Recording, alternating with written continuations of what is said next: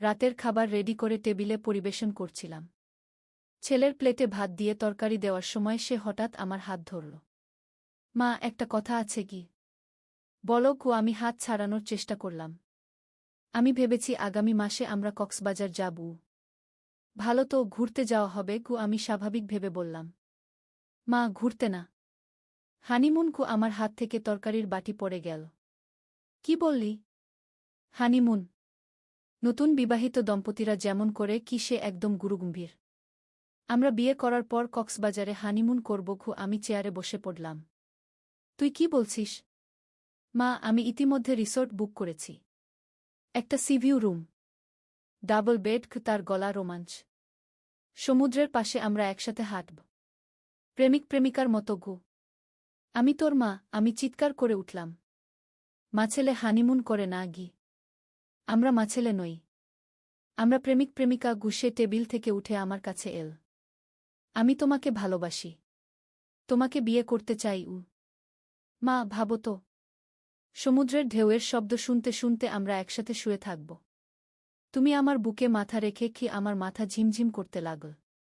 আমি সব কিছুর ব্যবস্থা করেছি, শুধু তোমার হ্যাঁ বলা বাকি। খুব হাতের গন্ধ পেট থেকে উল্টো দিকে আসছিল। এই গল্পটি সম্পূর্ণ শুনলে আপনাদের পানি অটোমেটিক বের হয়ে যাবে, সো যত দ্রুত সম্ভব হাতের কাছে টিস্যু নিয়ে বসে পড়ো।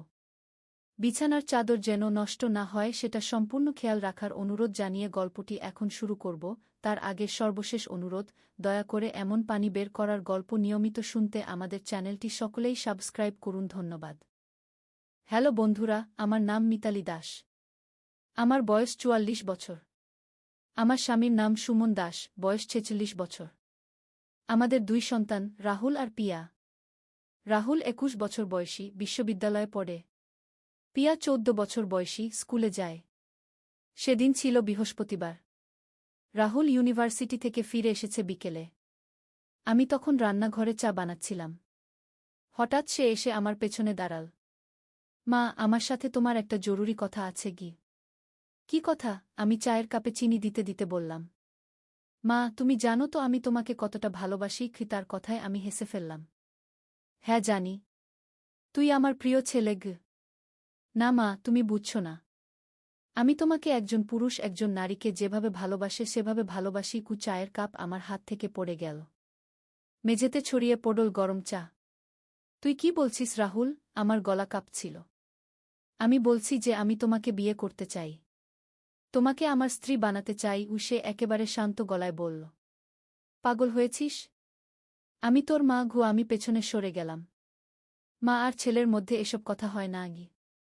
কেন হবে না? তুমি তো আমার জৈবিক মা নও। তার কথায় আমার মাথা ঘুরে গেল। মানে? তুমি আমার সৎ মা। বাবা তোমাকে বিয়ে করার পর আমি তোমাকে মা বলে ডাকতে শুরু করেছি, কিন্তু আসলে আমরা কোনো রক্তের সম্পর্কে বাধা নই গি। আমার মনে পড়ল, রাহুল যখন ৫ বছর বয়সী তখন আমি সুমনকে বিয়ে করি। রাহুলের আসল মা মারা গিয়েছিল ক্যান্সারে। আমি তাকে নিজের ছেলের মতো বড় করেছি। সে আমাকে মা বলে ডাকত। আমিও তাকে নিজের সন্তান মনে করতাম। রাহুল, তুই যা বলছিস তা ভুল। আমি তোর মায়ের জায়গা নিয়েছি। তুই আমার ছেলে ঘু। আমি তার সামনে দাঁড়িয়ে বললাম। না মা, আমি অনেক দিন থেকেই বুঝেছি যে তোমার প্রতি আমার ভালোবাসা একটা মায়ের প্রতি ছেলের ভালোবাসা নয়। আমি তোমার রূপ দেখে, তোমার হাসি দেখে মুগ্ধ হই। তোমার স্পর্শে আমার শরীর কাঁপে গি। থামো রাহুল, আর একটা কথাও বলো না গি। আমি কান বন্ধ করে দিলাম, কিন্তু সে আমার হাত ধরে কান থেকে সরিয়ে দিল। মা, আমি জানি তুমি বাবাকে ভালোবাসো না। তোমাদের মধ্যে ভালোবাসা নেই, শুধু একটা সহাবস্থান আছে। তুমি আমার সাথে থাকলে খুশি হবে কি। তার চোখে অদ্ভুত একটা আগুন। রাহুল, তুই মানসিক ভারসাম্য হারিয়ে ফেলেছিস। ডাক্তার দেখাতে হবে গু। আমি তাড়াতাড়ি সেখান থেকে যেতে চাইলাম, কিন্তু সে আমার হাত ধরে আটকাল। মা, তুমি যদি রাজি না হও তাহলে আমি বাবাকে সব বলে দেব। তার কথায় আমার পা কাঁপতে লাগল। কি বলবি? বলবো যে তুমি আমাকে প্রলোভন দিয়েছ, তুমি আমার সাথে অনৈতিক সম্পর্ক স্থাপন করতে চেয়েছ। তার হাসিতে শয়তানি। কেউ বিশ্বাস করবে না গি। আমি কাপা গলায় বললাম। করবে, কারণ আমার কাছে প্রমাণ আছে। কি সে পকেট থেকে মোবাইল বের করল। মোবাইলের স্ক্রিনে আমার ছবি। আমি তখন গোসল করছিলাম। আমার কিছুই পরা নেই। কিভাবে এই ছবি? আমার গলা শুকিয়ে গেল। বাথরুমে লুকানো ক্যামেরা। আমি তোমার অনেক ছবি তুলেছি। উইশে মোবাইলে আরও কিছু ছবি দেখাল। সবগুলো আমার। আমি বিভিন্ন সময়ে কাপড় পাল্টাচ্ছি। তুই কত বড় জানোয়ার! আমি তার মুখে থাপ্পড় মারলাম। সে হেসে ফেল। মা, তুমি যদি আমার কথা না মানো তাহলে এই ছবিগুলো বাবার কাছে পাঠিয়ে দেব। বলব যে তুমি আমাকে দিয়ে এই ছবিগুলো তুলিয়েছ গু। আমার চোখে অন্ধকার নেমে এল। সুমন যদি এইসব দেখে তাহলে আমাকে বিশ্বাস করবে না। সে ভাববে আমি সত্যিই রাহুলের সাথে কোনো অনৈতিক কাজ করেছি। তুই কি চাস? আমি পরাজিত গলায় বললাম। আমি চাই তুমি আমার সাথে থাকো। আমার স্ত্রী হয়ে থাকো। তার চোখে পশুর মতো লালসা। কিন্তু তোর বাবা? আমি জিজ্ঞেস করলাম। তার কিছু জানার দরকার নেই। আমরা গোপনে সব করব। তুমি দিনে তার স্ত্রী, রাতে আমার। কি তার কথায় আমার সারা শরীর বমি পাচ্ছিল। আর যদি আমি রাজি না হই? তাহলে সবাইকে বলে দেব যে তুমি আমাকে ভুল পথে নিয়ে যেতে চেয়েছ। এই ছবিগুলো প্রমাণ হিসেবে দেখাবো। সে ফোনটা পকেটে রেখে দিল। আমার মাথায় কোনো বুদ্ধি কাজ করছিল না। এই ছেলে যাকে আমি 16 বছর ধরে নিজের সন্তানের মতো মানুষ করেছি, সে আজ আমাকে ব্ল্যাকমেইল করছে। রাহুল, তুই আমার ছেলে। আমি তোকে ছোটবেলা থেকে বড় করেছি। তোর জ্বর হলে রাত জেগে সেবা করেছি। তোর পরীক্ষার আগে পড়িয়েছি। আর আজ তুই আমার সাথে এমন ব্যবহার করছিস? আমার চোখ থেকে পানি পড়তে লাগল। সেসব আমার মনে নেই। আমি শুধু জানি যে আমি তোমাকে ভালোবাসি। আমি তোমাকে পেতে চাই। কি তার মুখে কোনো অনুশোচনা নেই। হঠাৎ বাইরে গাড়ির শব্দ শুনতে পেলাম। সুমন অফিস থেকে ফিরেছে। রাহুল তাড়াতাড়ি তার রুমে চলে গেল। আমি মেঝে থেকে ভাঙা কাপের টুকরো কুড়িয়ে ফেললাম। সুমন ভেতরে এসে বলল, কি হয়েছে? মেঝে ভিজে কেন? চায়ের কাপ পড়ে গেছে। আমি স্বাভাবিক কণ্ঠে বললাম। আচ্ছা, আমার জন্যে চা বানাবে? সেটাই খুলতে খুলতে বলল। হ্যাঁ, বানাচ্ছি। আমি আবার চুলায় চা বসালাম। কিন্তু আমার হাত কাঁপছিল। কিভাবে এই সমস্যার সমাধান করব? সেদিন রাতে খাওয়ার সময় রাহুল স্বাভাবিকভাবেই কথা বলল। সুমনের সামনে সে একদম নিরীহ ছেলের মতো আচরণ করল। কিন্তু মাঝে মাঝে আমার দিকে তাকিয়ে অদ্ভুত হাসি দিত। রাতে শোয়ার সময় সুমন বলল, রাহুল আজকাল একটু অদ্ভুত লাগছে। কলেজের চাপে মনে হয় মানসিক সমস্যা হচ্ছে কি? হতে পারে। আমি অনমনে জবাব দিলাম। ডাক্তার দেখানো দরকার। সুমন বিছানায় শুয়ে পড়ল। আমিও পাশে শুলাম। কিন্তু ঘুম এল না। সারারাত ভাবলাম কি করা যায়। পরের দিন সকালে সুমন অফিস চলে গেল। পিয়া স্কুল গেল। রাহুল তখনও ঘুমাচ্ছিল। আমি তার রুমে গিয়ে দরজায় নক করলাম। ওঠো রাহুল। আসছি মা। সে দরজা খুলে দিল। তার পরনে শুধু একটা শর্টস। তোর সাথে কথা আছে? আমি তার রুমে ঢুকলাম। জানি কি কথা? সে দরজা বন্ধ করে দিল। আমার জবাব দিতে এসেছ? তার চোখে সেই একই লালসা। রাহুল, তুই যা ভাবছিস তা কখনো সম্ভব নয়। আমি তোর মা। আমি তার সামনে দাঁড়িয়ে বললাম। তুই আমার ছেলে। আমি ইতিমধ্যে বলেছি। আমরা রক্তের সম্পর্কে বাধা নই। সে আমার কাছে এগিয়ে এল। তুমি যদি রাজি না হও তাহলে আমি আজকেই বাবাকে সব বলে দেব। আমার মাথায় হঠাৎ একটা বুদ্ধি এল। ঠিক আছে, আমি রাজি। তার মুখে আনন্দের হাসি ফুটে উঠল। সত্যি? হ্যাঁ। কিন্তু আমার একটা শর্ত আছে। বলো। সে আগ্রহী হয়ে উঠল। তুই যেসব ছবি তুলেছিস সেগুলো ডিলিট করতে হবে। আর কোনোদিন এমন ছবি তুলবি না। আমি তার চোখের দিকে তাকিয়ে বললাম। ঠিক আছে। সে ফোন বের করে আমার সামনেই সব ছবি ডিলিট করল। এবার খুশি? তার হাসিতে জয়ের আনন্দ। হ্যাঁ, কিন্তু আরও একটা শর্ত। আমি বললাম। কি? আমি চাই তুই একটা মানসিক চিকিৎসকের কাছে যাস। তোর মানসিক অবস্থা ঠিক নেই। তার হাসি মিইয়ে গেল। কেন? আমি পুরো সুস্থ। না, তুই সুস্থ নেই। তুই তোর সৎ মায়ের প্রতি অস্বাভাবিক আকর্ষণ বোধ করছিস। এটা একটা মানসিক রোগ। আমি ডাক্তারের কাছে যাব না। সে রেগে গেল। তাহলে আমিও তোর সাথে কিছু করব না। আমি দৃঢ় গলায় বললাম। তুমি আমার সাথে প্রতারণা করছ। তার চোখে রাগ। না, আমি তোর ভালোর জন্যেই বলছি। তুই ডাক্তারের কাছে গিয়ে চিকিৎসা নিলে এই অস্বাভাবিক অনুভূতি থেকে মুক্তি পাবি। সে কিছুক্ষণ চিন্তা করল। তারপর বলল, ঠিক আছে, আমি ডাক্তারের কাছে যাব। কিন্তু তুমি আমার সাথে থাকবে গুই। ঠিক আছে গি। আমি তার রুম থেকে বেরিয়ে এলাম। আমার মনে হলো আমি একটা বিশাল ভার থেকে মুক্তি পেয়েছি। কিন্তু জানতাম না এটা আমার ভুল ভাবনা। পরের দিন আমরা একসাথে ডাক্তারের কাছে গেলাম। ডাক্তার রাহুলের সাথে আলাদা করে কথা বললেন। প্রায় 1 ঘণ্টা পর তিনি আমাকে ডাকলেন। আপনার ছেলের কিছু মানসিক সমস্যা আছে, ডাক্তার বললেন। কী ধরনের সমস্যা? আমি উদ্বিগ্ন হয়ে জিজ্ঞেস করলাম। তার মধ্যে অডিপাস কমপ্লেক্স আছে। এটা একটা মানসিক অবস্থা যেখানে ছেলেরা তাদের মায়ের প্রতি যৌন আকর্ষণ বোধ করে। ডাক্তারের কথায় আমার মাথা ঘুরে গেল। এর চিকিৎসা আছে? আমি কাঁপা গলায় জিজ্ঞেস করলাম। হ্যাঁ, আছে। কিন্তু সময় লাগবে। নিয়মিত কাউন্সেলিং করতে হবে। তিনি কিছু ওষুধের নাম লিখে দিলেন। আমরা বাসায় ফিরলাম। রাহুল অনেক শান্ত ছিল। সে আমাকে বলল, মা, ডাক্তার বলেছেন আমার মানসিক অবস্থা ঠিক নেই। আমি তোমার কাছে ক্ষমা চাই। তার কথায় আমি অবাক হলাম। সত্যি? হ্যাঁ মা। আমি বুঝতে পেরেছি যে আমি ভুল ছিলাম। তুমি আমার মা, আমি তোমাকে মা হিসেবেই ভালোবাসি গি। আমার চোখ থেকে আনন্দের অশ্রু পড়ল। আমি তাকে আলিঙ্গন করলাম। আমি জানতাম তুই আমার ভালো ছেলে। তার কথায় আমার মনে শান্তি এল। সেদিন থেকে রাহুল নিয়মিত ডাক্তারের কাছে যেতে লাগল। ওষুধ খেতে লাগল। আর আমার সাথে তার আচরণ স্বাভাবিক হয়ে গেল। কিছুদিন পরে এক সন্ধ্যায় সে আমার কাছে এসে বলল, মা, আমার একটা গার্লফ্রেন্ড হয়েছে। তার কথায় আমি খুশি হলাম। সত্যি? কে সে? তানিয়া। আমার ক্লাসমেট। তোমার সাথে তার দেখা করিয়ে দেব। তার চোখে আনন্দ। অবশ্যই। আমি তার সাথে দেখা করতে চাই। পরের সপ্তাহে রাহুল তানিয়াকে বাসায় নিয়ে এল। সুন্দর মেয়ে। ভদ্র, শিক্ষিত। আমি তাকে খুব পছন্দ করলাম। তারা দুজনে একসাথে খুব ভালো লাগছিল। মা, তানিয়াকে কেমন লাগল? রাহুল আমাকে জিজ্ঞেস করল। খুব ভালো মেয়ে। তোর জন্যে পারফেক্ট। আমি হেসে বললাম।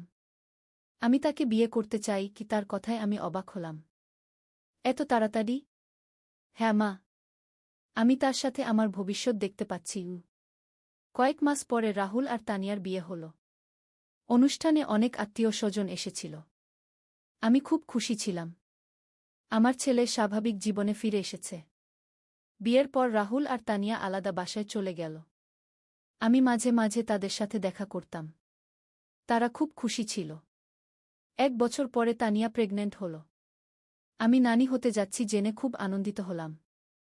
রাহুল আমাকে ফোন করে বলল, মা, তুমি নানি হতে যাচ্ছ গু। 9 মাস পরে তানিয়া একটি ছেলে সন্তানের জন্ম দিল। তার নাম রাখা হল অর্নিম। আমি যখন প্রথম তাকে কোলে নিলাম তখন মনে হল জীবনের সব কষ্ট মিটে গেছে। রাহুল এখন একজন দায়িত্বশীল স্বামী আর বাবা। তার সেই মানসিক সমস্যা পুরোপুরি সেরে গেছে। সে আমাকে আগের মতো শুধু মা হিসেবেই দেখে। কিন্তু একদিন এক অদ্ভুত ঘটনা ঘটল। আমি রাহুলদের বাসায় গিয়েছি অর্নিমকে দেখতে। তানিয়া তখন রান্নাঘরে রান্না করছিল। রাহুল অফিসে। আমি অর্নিমকে নিয়ে খেলছিলাম। হঠাৎ তানিয়া এসে বলল, আন্টি, আপনার সাথে একটা জরুরি কথা আছে। তার মুখে চিন্তার ছাপ। বলো বেটি। আন্টি, রাহুলের মধ্যে কিছু একটা সমস্যা আছে। তার কথায় আমি চিন্তিত হয়ে উঠলাম। কি ধরনের সমস্যা? রাতে ঘুমের মধ্যে সে অদ্ভুত কথা বলে। তানিয়া চেয়ারে বসল। কি বলে? আমি জিজ্ঞেস করলাম। সে বলে, মা, আমি তোমাকে ভালোবাসি। আমি তোমাকে ছাড়তে পারি না। এইসব কথা। তানিয়ার কথায় আমার গা শিউরে উঠল। হয়তো আমার মাথায় বাজ পড়ার মতো লাগল। তার মানে রাহুলের সেই সমস্যা এখনো পুরো সারেনি? তানিয়া, তুমি নিশ্চয় ভুল বুঝেছ গু। না আন্টি। আমি অনেক দিন ধরে খেয়াল করছি। সে আপনার কথা বেশি বলে। আপনার ফটো দেখে অনেকক্ষণ তাকিয়ে থাকে। তানিয়ার কথায় আমার শ্বাস বন্ধ হয়ে আসল। আর একটা কথা আন্টি। তানিয়া থামল। কি? আমি কাঁপা গলায় জিজ্ঞেস করলাম। সে আমার সাথে ইন্টিমেট হওয়ার সময় আপনার নাম বলে। তানিয়ার কথায় আমার চোখে অন্ধকার নেমে এল। তুমি নিশ্চিত? আমার গলা কাঁপছিল। হ্যাঁ আন্টি। আমি কি করব বুঝতে পারছি না। তানিয়ার চোখে পানি এসে গেল। আমি বুঝলাম রাহুলের সমস্যা আসলে পুরো সারেনি। শুধু চাপা পড়ে আছে। তানিয়াকে আমি বললাম, তুমি চিন্তা করো না। আমি এর সমাধান করব। সেদিন সন্ধ্যায় রাহুল অফিস থেকে ফিরল। আমি তার সাথে একা কথা বলার জন্যে বারান্দায় ডাকলাম। রাহুল, তোর সাথে কথা আছে কি? বলো মা। সে আমার পাশে এসে দাঁড়াল। তানিয়া আমাকে বলেছে তুই রাতে ঘুমের মধ্যে অদ্ভুত কথা বলিস কি। তার মুখের রং পাল্টে গেল। কি কথা? সে স্বাভাবিক থাকার চেষ্টা করল। তুই আমার নাম নিয়ে কথা বলিস। আর তানিয়ার সাথে ইন্টিমেট হওয়ার সময়ও আমি সরাসরি বললাম। তার মুখ লাল হয়ে গেল। মা, আমি চুপ। তোর সেই পুরনো সমস্যা এখনো আছে আমি তার কথায় বাধা দিলাম। না মা, আমি সুস্থ। সে প্রতিবাদ করল। তাহলে এইসব কেন হচ্ছে? আমি তার চোখের দিকে তাকালাম। আমি জানি না। সে মাথা নিচু করল। রাহুল, তুই আবার ডাক্তারের কাছে যাবি? আমি দৃঢ় গলায় বললাম। না, আমি যাব না। সে রেগে গেল। যেতেই হবে। তানিয়ার সাথে তোর বিবাহিত জীবন নষ্ট হয়ে যাচ্ছে মা, আমি তোমাকে ভুলতে পারি না। হঠাৎ সে স্বীকার করে ফেল। তুমি আমার মনের গভীরে আছো রাহুল, তুই আবার সেই ভুল পথে যাচ্ছিস। আমি তাকে সতর্ক করলাম। তোর একটা সুন্দর স্ত্রী আছে, ছেলে আছে আমি জানি। কিন্তু আমি কিছু করতে পারি না তার চোখে সেই পুরনো লালসা আবার জেগে উঠল। তুমি আমার প্রথম ভালোবাসা থামো রাহুল। আর একটা কথাও বলো না আমি তার সামনে থেকে সরে গেলাম। আমি তোর মা। তুই আমার ছেলে না মা, আমরা রক্তের সম্পর্কে বাধা নই। সে আবার সেই পুরনো কথা বলল। আমি তোমাকে চাই আমি বুঝলাম তার অবস্থা আরও খারাপ হয়েছে। রাহুল, তুই যদি এই পথে হাঁটিস তাহলে তোর পরিবার ভেঙে যাবে আমি জানি। কিন্তু আমি কিছু করতে পারি না। সে আমার কাছে এগিয়ে এল। মা, আমি তোমার ছোঁয়া চাই রাহুল, তুই পাগল হয়ে যাচ্ছিস আমি পেছনে সরে গেলাম। আমি তোর বাবাকে সব বলে দেব বলো। আমার কিছু যায় আসে না তার চোখে উন্মত্ততা। আমি শুধু তোমাকে চাই আমি তাড়াতাড়ি বাসার ভেতরে ঢুকে গেলাম। রাহুল আমার পিছনে পিছনে এল। তানিয়া রান্নাঘরে রান্না করছিল। অর্নিম ঘুমাচ্ছিল। তানিয়া, আমি এখন যাচ্ছি আমি তাড়াতাড়ি বললাম। এত তাড়াতাড়ি কেন আন্টি? সে অবাক হল। বাসায় কাজ আছে আমি ব্যাগ নিয়ে বেরিয়ে গেলাম। রাহুল আমাকে থামানোর চেষ্টা করল কিন্তু আমি তার কথা না শুনে চলে গেলাম। বাসায় ফিরে আমি সুমনের সাথে সব কিছু আলোচনা করলাম। সুমন প্রথমে বিশ্বাস করতে পারলেন না। তারপর তিনি বললেন রাহুলকে আরও ভালো চিকিৎসকের কাছে নিয়ে যেতে হবে পরের দিন আমরা রাহুলকে একজন বিশেষজ্ঞ মনোচিকিৎসকের কাছে নিয়ে গেলাম। ডাক্তার তার সাথে দীর্ঘ কথোপকথনের পর বললেন তার মধ্যে গভীর মানসিক সমস্যা আছে। তাকে হাসপাতালে ভর্তি করতে হবে রাহুল প্রথমে রাজি হল না। কিন্তু পরে তানিয়া আর আমি তাকে বোঝালাম। সে মানসিক হাসপাতালে ভর্তি হল। প্রায় 6 মাস চিকিৎসা নিল। 6 মাস পরে রাহুল সুস্থ হয়ে বাসায় ফিরল। তার আচরণ পুরোপুরি স্বাভাবিক হয়ে গেল। সে আমার সাথে আগের মতো মায়ের প্রতি ছেলের শ্রদ্ধা আর ভালোবাসা দেখাতে লাগল। তানিয়ার সাথেও তার সম্পর্ক ভালো হয়ে গেল। তারা আবার সুখী পরিবার হয়ে উঠল। অর্নিম তখন চলতে শিখেছে। এভাবে কেটে গেল আরও 2 বছর। রাহুল সম্পূর্ণ স্বাভাবিক জীবন যাপন করতে লাগল। আমি ভেবেছিলাম সব কিছু ঠিক হয়ে গেছে। কিন্তু একদিন আবার সেই দুঃস্বপ্ন ফিরে এল। সেদিন ছিল রাহুলের জন্মদিন। আমরা সবাই মিলে তার জন্মদিন পালন করছিলাম। কেক কাটার পর সে আমাকে একা ডাকল। মা, তোমাকে একটা কথা বলার আছে তার মুখে অদ্ভুত হাসি। কি কথা? আমি সন্দেহের সাথে জিজ্ঞেস করলাম। আমি আবার সেই পুরনো অনুভূতি করতে শুরু করেছি তার কথায় আমার হৃৎপিণ্ড বন্ধ হয়ে যাওয়ার মতো লাগল। তুমি আমার কাছ থেকে দূরে থাকো কেন? রাহুল, তুই আবার শুরু করেছিস আমি তার সামনে থেকে সরে যেতে চাইলাম। কিন্তু সে আমার হাত ধরে ফেল। মা, এবার আমি তোমাকে ছাড়ব না তার গ্রিপ শক্ত। আমি অনেক কষ্ট পেয়েছি তোমার থেকে দূরে থেকে ছাড় আমার হাত। আমি তার হাত ছাড়ানোর চেষ্টা করলাম। কিন্তু তার শক্তি বেশি। রাহুল, তোর স্ত্রী সন্তান আছে তাদের নিয়ে আমার মাথাব্যথা নেই তার চোখে পাগলামি। আমি শুধু তোমাকে চাই হঠাৎ সুমন এসে হাজির। কি হচ্ছে এখানে? তার কণ্ঠে সন্দেহ। রাহুল তাড়াতাড়ি আমার হাত ছেড়ে দিল। কিছু না বাবা। মায়ের সাথে কথা বলছিলাম। রাহুল স্বাভাবিক ভাব করল। সুমন আমার মুখের দিকে তাকালেন। আমি কিছু না বলে চলে গেলাম।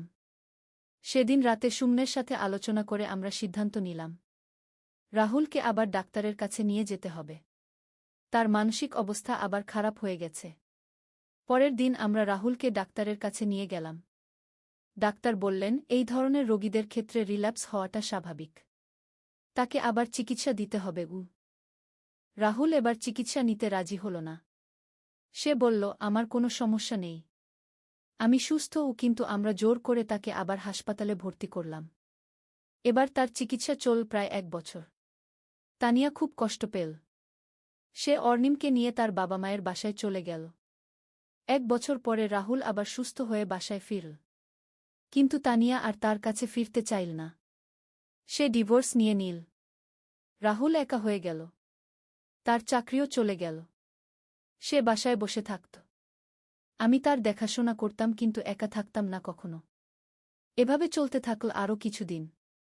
রাহুলের অবস্থা আবার খারাপ হতে থাকল। সে আবার আমার প্রতি অস্বাভাবিক আকর্ষণ অনুভব করতে লাগল।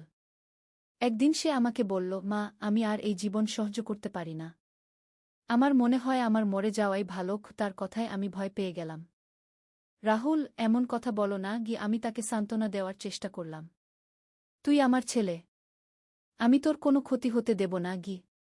কিন্তু রাহুল আর শুনল না। সেদিন রাতে সে ঘুমের ওষুধের পুরো বোতল খেয়ে আত্মহত্যার চেষ্টা করল। আমরা তাকে হাসপাতালে নিয়ে গিয়ে বাঁচালাম। ডাক্তার বললেন তাকে পার্মানেন্ট কেয়ার হোমে রাখতে হবে।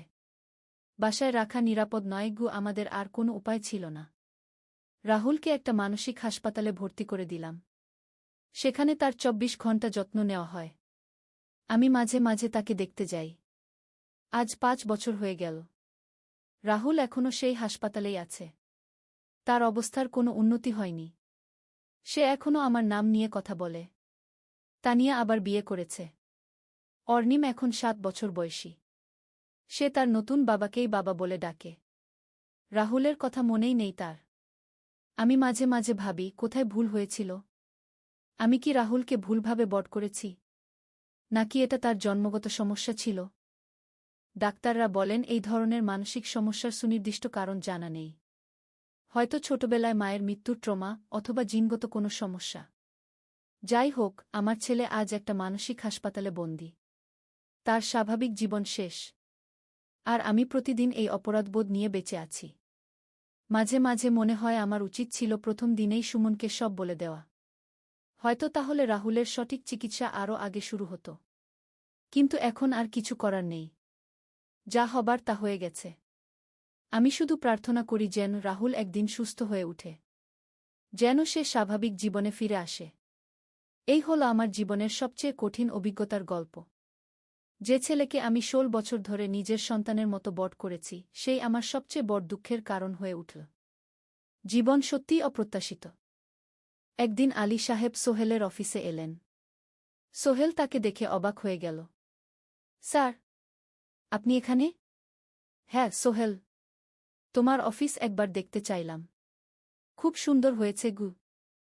আলী সাহেব পুরো অফিস ঘুরে দেখলেন। কর্মচারীদের সাথে কথা বললেন।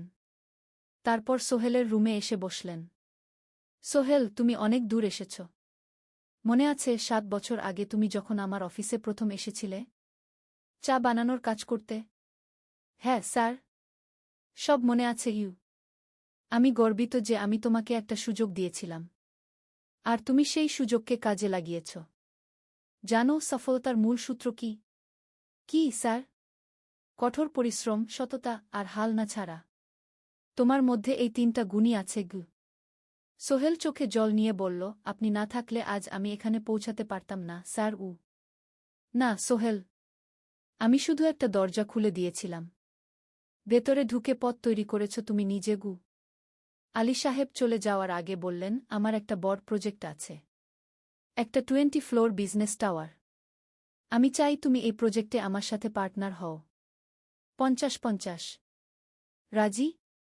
সোহেল অবাক হয়ে গেল। এত বড় প্রজেক্ট? স্যার, আমার কি যথেষ্ট সামর্থ্য আছে? আছে, আমি বিশ্বাস করি। সোহেল রাজি হয়ে গেল। এটা তার জীবনের সবচেয়ে বড় প্রজেক্ট হবে। 50 অধ্যায়, বড় চ্যালেঞ্জ। 20 ফ্লোর বিজনেস টাওয়ারের কাজ শুরু হল। এটা সোহেলের জীবনের সবচেয়ে বড় চ্যালেঞ্জ। প্রজেক্টের বাজেট প্রায় 10 করোড় টাকা। সোহেলকে 5 করোড় টাকা ইনভেস্ট করতে হবে। সোহেল তার সব সঞ্চয়ে ব্যাংক লোন আর কিছু ইনভেস্টর থেকে টাকা জোগাড় করল। এটা একটা বিশাল ঝুঁকি। যদি প্রজেক্ট ব্যর্থ হয় সব শেষ। মিনা চিন্তিত ছিল। সোহেল, এত বড় ঝুঁকি নেওয়া ঠিক হবে? মিনা, জীবনে বড় কিছু করতে হলে ঝুঁকি নিতে হয়। আমি এই সুযোগ হাতছাড়া করতে চাই না গিয়ে। কিন্তু যদি কিছু ভুল হয়? ভুল হবে না। আমি আলী সাহেবের সাথে আছি। উনি আমাকে গাইড করবেন। প্রজেক্ট শুরু হল। প্রথম 6 মাস সব ভালোই চলছিল। কাজ সময়মতো হচ্ছে, বাজেট ঠিক আছে। কিন্তু 7 মাসের মাথায় একটা বড় সমস্যা দেখা দিল। একজন প্রধান ইনভেস্টর হঠাৎ তার টাকা ফেরত চাইলেন। তিনি অন্য একটা জরুরি কাজে টাকা লাগবে বলে জানালেন। 1 করোড় টাকা ফেরত দিতে হবে। সোহেল বিপদে পড়ে গেল। 1 করোড় টাকা এখন কোথায় পাবে? প্রজেক্টে সব টাকা ঢেলে দিয়েছে। সে আলী সাহেবের সাথে কথা বলল। আলী সাহেব বললেন, চিন্তা করো না, আমি ব্যবস্থা করছি। কিন্তু আলী সাহেবও বড় একটা প্রজেক্টে আটকে আছেন। তার হাতে লিকুইড ক্যাশ নেই। সোহেল অন্য ব্যাংক থেকে লোন নেওয়ার চেষ্টা করল। কিন্তু ব্যাংক বলল, ইতিমধ্যে তার অনেক লোন আছে, নতুন লোন দিতে পারবে না। সোহেল রাতে ঘুমাতে পারছিল না। খাওয়া দাওয়া বন্ধ করে দিয়েছিল। মিনা তাকে দেখে খুব চিন্তিত হয়ে গেল। সোহেল, প্লিজ নিজেকে এভাবে শেষ করে ফেলো না। কোনো একটা রাস্তা বের হবেই কি। কিন্তু সোহেল কোনো রাস্তা দেখতে পাচ্ছিল না। ইনভেস্টর 15 দিন সময় দিয়েছে। 15 দিনের মধ্যে টাকা ফেরত না দিলে তিনি আইনি ব্যবস্থা নেবেন। 10 দিন কেটে গেল। সোহেল কোনো সমাধান খুঁজে পেল না। সে প্রায় হাল ছেড়ে দিয়েছিল। 11 দিনের দিন একটা অপ্রত্যাশিত ঘটনা ঘটল। জাহিদ ভাই, সোহেলের পুরনো সহকর্মী, তার অফিসে এলেন।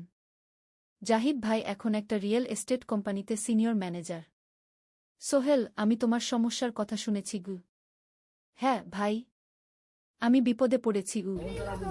আমি তোমাকে সাহায্য করতে চাই। আমার কিছু সঞ্চয় আছে, 5 লাখ টাকা। তুমি নাও। সোহেল চোখে জল নিয়ে বলল, ভাই, আমি কিছু বলার দরকার নেই। তুমি আমাকে অনেক কিছু শিখিয়েছ। তোমার কাছ থেকে পরিশ্রম আর সততা শিখেছি। এখন আমার পালা তোমাকে সাহায্য করার। জাহিদ ভাই চলে যাওয়ার পর আরও 2 জন এলো। একজন সোহেলের পুরনো ক্লায়েন্ট, আরেকজন তার কর্মচারী। 2 জন মিলে আরও 8 লাখ টাকা দিল। করিম মামা 20 লাখ টাকা ব্যবস্থা করলেন। তার কিছু বন্ধুদের কাছ থেকে ধার করে। মিনা তার সব গয়না বিক্রি করে 10 লাখ টাকা দিল। সবাই মিলে প্রায় 45 লাখ টাকা জোগাড় হল। বাকি 65 লাখ টাকা সোহেল তার অফিসের সব অ্যাসেট বিক্রি করে আর একটা প্রাইভেট ফিন্যান্স কোম্পানি থেকে উচ্চ সুদে লোন নিয়ে ব্যবস্থা করল। ঠিক 14 দিনের দিন সোহেল ইনভেস্টরকে 1 করোড় টাকা ফেরত দিল। ইনভেস্টর টাকা নিয়ে চলে গেলেন। সোহেল তার অফিসে ফিরে এসে চেয়ারে বসে কাঁদল। এত চাপ, এত টেনশন, সব যেন একসাথে বের হয়ে এলো। মিনা এসে তাকে জড়িয়ে ধরল। আমরা পেরেছি সোহেল, আমরা পেরেছি। ষোড়শ অধ্যায়, পুনরুদ্ধার। এই ঘটনার পর সোহেল আরও সাবধান হয়ে গেল। সে বুঝল, ব্যবসায় শুধু সাহস নয়, বুদ্ধিও লাগে। ঝুঁকি নিতে হয়, কিন্তু হিসাব করে। প্রজেক্ট চলতে থাকল। এবার সোহেল আরও সতর্কতার সাথে সবকিছু পরিচালনা করল। প্রতিটা খরচ হিসাব করল, প্রতিটা সিদ্ধান্ত ভেবেচিন্তে নিল। আরও 1 বছর পর 20 ফ্লোর বিজনেস টাওয়ার সম্পন্ন হল। চমৎকার বিল্ডিং, শহরের অন্যতম সুন্দর ভবন। বিল্ডিংয়ের উদ্বোধন অনুষ্ঠানে শহরের মেয়র এলেন। অনেক ব্যবসায়ী, সাংবাদিক এলো। সোহেলের নাম পত্রিকা ছাপা হল। স্বপ্নের শহরে এক তরুণ উদ্যোক্তার সফলতার গল্প। প্রজেক্ট থেকে সোহেলের লাভ হল প্রায় 2 করোড় টাকা। এই টাকা দিয়ে সে সব ঋণ শোধ করল। জাহিদ ভাইয়ের টাকা ফেরত দিল। করিম মামার ঋণ শোধ করল। যারা সাহায্য করেছিল সবাইকে টাকা ফেরত দিল।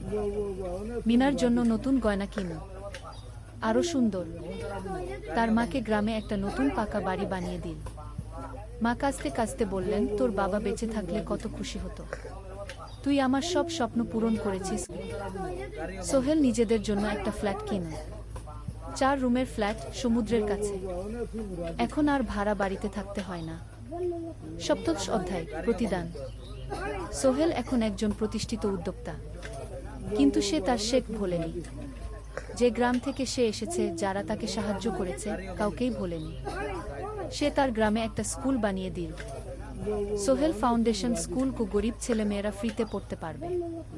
ভালো শিক্ষক নিযোগ দিল, ভালো পড়াশোনার ব্যবস্থা করল। শহরে একটা ফ্রি মেডিকেল ক্লিনিক খুলল, গরিব মানুষরা ফ্রিতে চিকিৎসা পাবে। প্রতি বছর 10 জন মেধাবী কিন্তু গরিব ছাত্রছাত্রীকে স্কলারশিপ দেওয়া শুরু করল। তারা বিনামূল্যে পড়াশোনা করতে পারবে। একদিন একটা টিভি চ্যানেল সোহেলের ইন্টারভিউ নিতে এলো। আপনার সফলতার গোপন সূত্র কি? সোহেল একটু ভেবে বলল, কঠোর পরিশ্রম, সততা আর হাল না ছাড়া। এই 3টা জিনিস যদি কারো মধ্যে থাকে, সে যে কোনো কিছু অর্জন করতে পারে। আর সবচেয়ে বড় কথা, যারা আমাকে সাহায্য করেছে তাদের ছাড়া আমি কিছুই না। একা কেউ সফল হতে পারে না। আপনার পরবর্তী স্বপ্ন কি? আমি চাই আরও মানুষকে সাহায্য করতে। আমার মতো যারা গ্রাম থেকে শহরে আসে, তাদের জন্য একটা ট্রেনিং সেন্টার খুলব। তারা সেখানে বিভিন্ন স্কিল শিখতে পারবে, চাকরি পাবে, নিজের পায়ে দাঁড়াতে পারবে। অষ্টাদশ অধ্যায় নতুন প্রজন্ম। আরও 5 বছর কেটে গেল। সোহেল এখন 45 বছরের। তার মেয়ে সারা এখন 9 বছরের। স্কুলে ক্লাস 4-এ পড়ে, খুব মেধাবী মেয়ে। একদিন সারা বাবাকে জিজ্ঞেস করলো, বাবা, তুমি কিভাবে এত বড় হলে? আমার বন্ধুরা বলে তুমি একজন সফল মানুষ গো। সোহেল তাকে কোলে নিয়ে বসল। বাবা, তুমি জানো তোমার দাদু ছিলেন একজন স্কুল শিক্ষক, খুব সৎ মানুষ, কিন্তু আমরা গরিব ছিলাম। আমি রিক্সা চালাতাম গো। রিক্সা? সত্যি? হ্যাঁ। তারপর আমি এই শহরে এলাম। অনেক কষ্ট করেছি, কিন্তু হাল ছাড়িনি। মানুষ আমাকে সাহায্য করেছে, আর আমি কঠোর পরিশ্রম করেছি। বাবা, আমিও কি তোমার মতো হতে পারবো? অবশ্যই পারবে বাবা। তবে মনে রেখো, সফলতা মানে শুধু টাকা পয়সা না। সফলতা মানে ভালো মানুষ হওয়া, অন্যদের সাহায্য করা, সৎ থাকা গু। সারা মাথা নাড়ল। আমি ভালো মানুষ হব বাবাবু। সোহেল তার মেয়েকে জড়িয়ে ধরল। মনে মনে ভাবল, তার জীবনের সব কষ্ট সার্থক হয়েছে। মিনা রান্নাঘর থেকে ডাকল, খাবার তৈরি। এসো উ। সোহেল সারাকে নিয়ে ডাইনিং টেবিলে গেল। ঋতু এসেছে। সে এখন বিয়ে করেছে, তার একটা ছেলে হয়েছে। সোহেলের মা মাঝে মাঝে চট্টগ্রামে বেড়াতে আসেন। আজও এসেছেন। সবাই মিলে খেতে বসল। হাসি গল্পে ভরা পরিবার।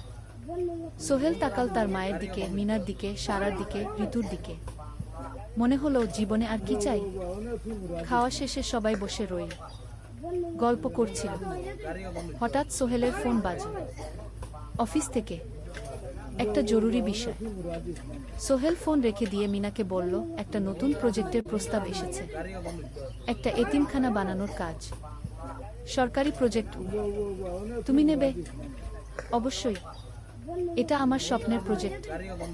যেসব বাচ্চাদের বাবা মা নেই, তাদের জন্য একটা সুন্দর জায়গা। মিনা হাসল। তুমি কখনো বদলাও না, এখনো অন্যদের কথা ভাবো। এটাই তো জীবন মিনা। শুধু নিজের জন্য বাঁচলে কি হবে? 49 অধ্যায় উত্তরাধিকার। 10 বছর আরো কেটে গেল। সোহেল এখন 55 বছরের। তার চুলে পাক ধরেছে, কিন্তু শক্তি এখনো আগের মতোই। সারা এখন 19 বছরের। সে বিশ্ববিদ্যালয়ে ইঞ্জিনিয়ারিং পড়ছে। সে চায় বাবার মতো কনস্ট্রাকশন ইন্ডাস্ট্রিতে কাজ করতে। একদিন সারা বাবাকে বলল, বাবা, আমি তোমার কোম্পানিতে কাজ করতে চাই। এখনো তো তোর পড়াশোনা বাকি। জানি, কিন্তু আমি এখন থেকেই শিখতে চাই। ছুটির দিনে তোমার সাথে সাইটে যেতে চাই, দেখতে চাই কিভাবে কাজ হয়। সোহেল খুশি হয়ে গেল। তার মেয়ে তার পথ অনুসরণ করতে চায়।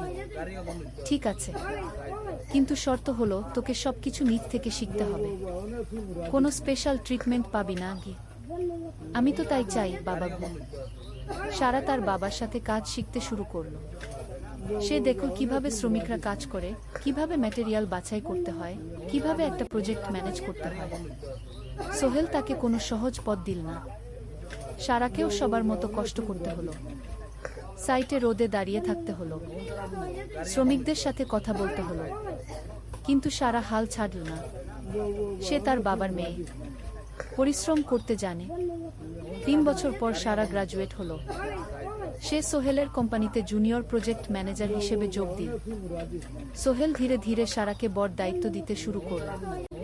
সারা তার বাবার মতোই সৎ, পরিশ্রমী। 20 অধ্যায়, সমাপ্তি নয়, নতুন শুরু। আরও 5 বছর পর সোহেল এখন 60 বছরের। সে সিদ্ধান্ত নিল, এবার অবসর নেওয়ার সময় এসেছে। কোম্পানির দায়িত্ব সারাকে দেবে। একটা অনুষ্ঠান করা হলো। সোহেল আনুষ্ঠানিকভাবে কোম্পানির চেয়ারম্যান পদ থেকে অবসর নিল। সারা হলো নতুন ম্যানেজিং ডিরেক্টর। সোহেল তার বক্তব্যে বলল, আমি যখন এই শহরে এসেছিলাম আমার পকেটে ছিল মাত্র 5,000 টাকা, একটা ছোট্ট ব্যাগ আর অনেক স্বপ্ন। আজ 40 বছর পর আমি পেছনে ফিরে তাকাই, দেখি একটা দীর্ঘ পথ। সেই পথে অনেক কষ্ট ছিল, অনেক বাধা ছিল, কিন্তু ছিল অনেক ভালোবাসাও, অনেক মানুষের সাহায্যও। আমি বিশ্বাস করি সফলতা একা আসে না, এটা আসে অনেক মানুষের সমর্থন, ভালোবাসা আর বিশ্বাস নিয়ে। আমি যা কিছু অর্জন করেছি তা আমার একার না, এটা আমার পরিবারের, আমার কর্মচারীদের, আমার বন্ধুদের, সবার। আজ আমি আমার মেয়ে সারার হাতে এই দায়িত্ব তুলে দিচ্ছি। আমি জানি সে আমার চেয়ে ভালো করবে, কারণ সে শিখেছে আমার ভুল থেকে, আমার অভিজ্ঞতা থেকে। অনুষ্ঠান শেষ হলো, সবাই চলে গেল। সোহেল আর মিনা অফিসে একা দাঁড়িয়ে রইল। মিনা, মনে আছে আমরা প্রথম কখন দেখা হয়েছিলাম? হ্যাঁ, তোমার সেই ছোট্ট মুদি দোকানে। তুমি বিস্কুট কিনতে এসেছিলে। কে ভেবেছিল সেই দিন থেকে আমাদের এই স্বপ্নের শহর। প্রথম অধ্যায়, যাত্রা শুরু। সকাল 7টা বেজে গেছে। ঢাকার কমলাপুর রেল স্টেশনে মানুষের ভিড়। চারদিকে চা বিস্কুট বিক্রেতাদের চিৎকার, ট্রেনের হর্ন আর যাত্রীদের কোলাহল। এই বিশাল ভিড়ের মধ্যে একটা ছোট্ট ব্যাগ হাতে দাঁড়িয়ে আছে সোহেল। বয়স মাত্র 22। গায়ের রং শ্যামলা, চোখে স্বপ্নের ঝিলিক। ভাইজা, চট্টগ্রামের টিকিট আছে? সোহেল টিকিট কাউন্টারের সামনে দাঁড়িয়ে জিজ্ঞেস করল। আছে। 30 টাকা। কাউন্টারের লোকটা উত্তর দিল। সোহেল তার পকেট থেকে টাকা বের করল। মোট 5,000 টাকা। এই টাকা সে জমিয়েছে গত 3 বছরে রিক্সা চালিয়ে। তার স্বপ্ন ছিল চট্টগ্রাম গিয়ে একটা ভালো চাকরি পাওয়া। গ্রামে আর থাকতে চায় না সে। বাবা মারা গেছেন 10 বছর আগে। মা আর ছোট বোন ঋতুকে নিয়ে সংসার চালাচ্ছিল রিক্সা চালিয়ে। কিন্তু এভাবে তো আর সারা জীবন চলবে না। টিকিট কেটে সোহেল প্ল্যাটফর্মে এলো। ট্রেন ছাড়বে আর মাত্র 15 মিনিট পরে। সে একটা বেঞ্চে বসে পড়ল, ব্যাগটা বুকের কাছে চেপে ধরল। এই ব্যাগে আছে তার সব সম্পদ, কিছু কাপড়, একটা ছোট্ট ফটো ফ্রেমে বাবা মায়ের ছবি, আর কিছু টাকা। কোথায় যাচ্ছেন? পাশে বসা একজন বয়স্ক মানুষ জিজ্ঞেস করলেন। চট্টগ্রাম কাকা। চাকরি খুঁজতে যাচ্ছি। কে? সোহেল বিনয়ের সাথে উত্তর দিল। ভালো, তবে শহরে সাবধানে থাকবেন। শহর মানে অনেক সুযোগ, কিন্তু অনেক ফাঁদও আছে। বয়স্ক লোকটা বললেন। সোহেল মাথা নাড়ল। সে জানে শহরের জীবন সহজ না, কিন্তু তার কোনো বিকল্প নেই। গ্রামে রিক্সা চালিয়ে মাসে 3,500 টাকা আয় হতো। তার মধ্যে সংসার চালাতে হতো, বোনের স্কুলের খরচ দিতে হতো, মায়ের ওষুধের খরচ দিতে হতো। কিছুই বাঁচত না। আর এই জীবন থেকে বেরোনোর একটাই পথ, শহরে গিয়ে ভালো কাজ খুঁজে নেওয়া। সোহেল মনে মনে ভাবল তার বাবার কথা। বাবা ছিলেন একজন স্কুল শিক্ষক, খুব সৎ মানুষ ছিলেন। সবসময় বলতেন, সোহেল, তুই লেখাপড়া শিখে বড় মানুষ হবি। আমাদের পরিবারে আর কেউ বড় চাকরি করে না, তুই করবি। কিন্তু বাবা যখন মারা গেলেন তখন সোহেল মাত্র এসএসসি পরীক্ষা দিয়েছে। ফলাফল ভালো হয়েছিল, জিপিএ অর্ধচতুর। কিন্তু বাবার মৃত্যুর পর আর পড়া হলো না। পরিবারের দায়িত্ব নিতে হলো। ট্রেন ছাড়ল। সোহেল জানালার পাশে বসে বাইরে তাকাল।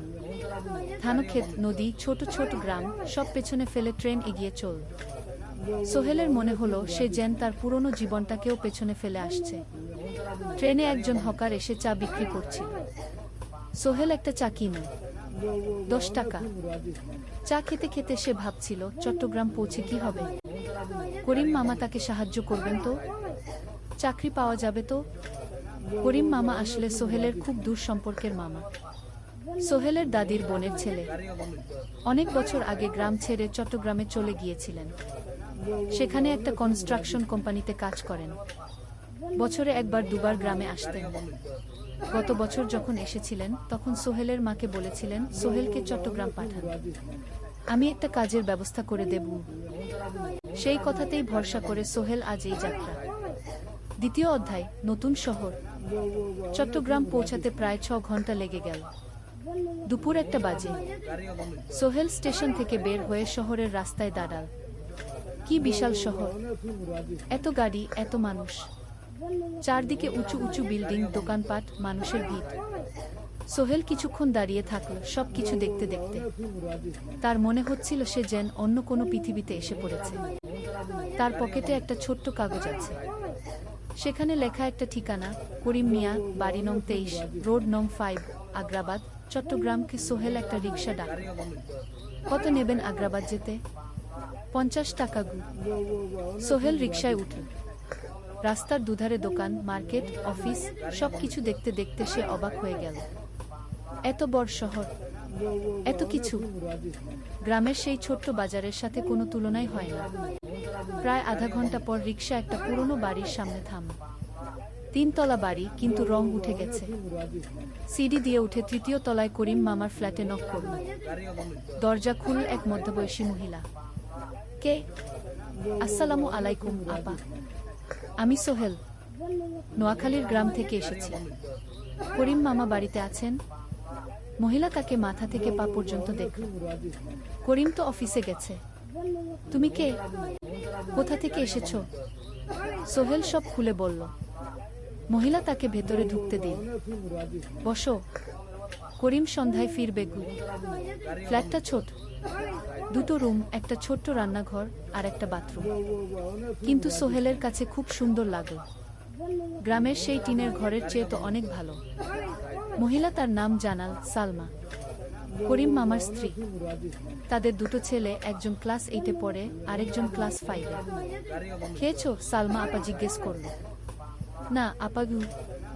অপেক্ষা করো, ভাত আছে, মাছ আছে, খাও। সোহেল প্রথমে রাজি হতে চাইল না, কিন্তু খুব খিদে পেয়েছিল। সকাল থেকে শুধু একটা চা আর বিস্কুট খেয়েছে। খাওয়া দাওয়ার পর সোহেল বসে রইল। সালমা আপা তাকে গল্প করতে লাগল। তোমার মা কেমন আছেন? তোমার বোন? ভালো আছে আপা, মার একটু গেটে বাত আছে, ওষুধ খাচ্ছেন। বোন স্কুলে পড়ে। তুমি কি করতে চাও এখানে? চাকরি খুঁজছি আপা, যে কোনো কাজ করব। বাসায় মা আর বোনকে টাকা পাঠাতে হবে। সালমা আপা মাথা নাড়ল। করিম তোমার জন্য কিছু একটা করবে, সে ভালো মানুষ। সারাদিন অপেক্ষা করু সোহেল। সন্ধ্যা 6টায় করিম মামা ফিরলেন। 50-এর কাছাকাছি বয়স, কালো রঙের প্যান্ট শার্ট পরা, হাতে একটা ব্যাগ।